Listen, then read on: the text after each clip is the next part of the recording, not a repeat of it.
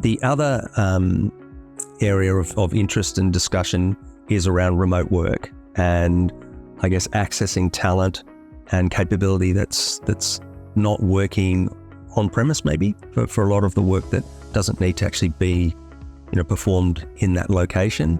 So we had COVID where people were forced to work remotely. We saw borders close where people actually had to return because their visas ran out or they just couldn't get entry.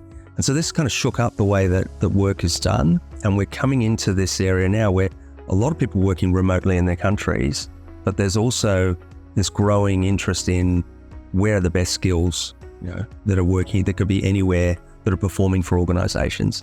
And whilst we've not got as much content being shared in the event itself, this is a real conversation that we're hearing, on the floor and talking to people in the pub. And so, I think next year it's going to be a real part of this conversation in probably some of the more formal presentations as well.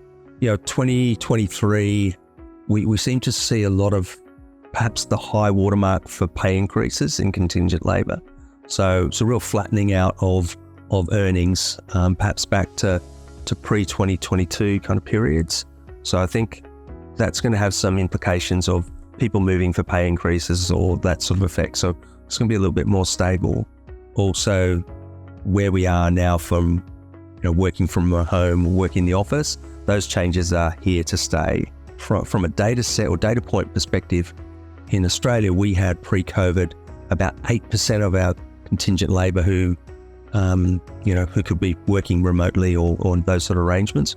But now it's over 50%. And so it's dramatically changed in regards to contingent labour, how they work, which is kind of crazy because you'd think contingent labour, you want to be flexible and they could work from home, but it was completely the opposite. More people were working remotely as permanent employees than contingent labour, perhaps because trust hadn't been built up for that labour force. But now that's as I say, it's changed, and it's going to completely change the way that contingent labour is kind of brought into organisations. I think perhaps one of the other trends that we're seeing is an increase of labour coming into the organisations from overseas. So we're seeing international students come back in larger numbers. We're seeing visas kind of opening up, and that's going to help for certain countries actually with labour shortages. But still, it remains there's a lot of skills which are hard to find.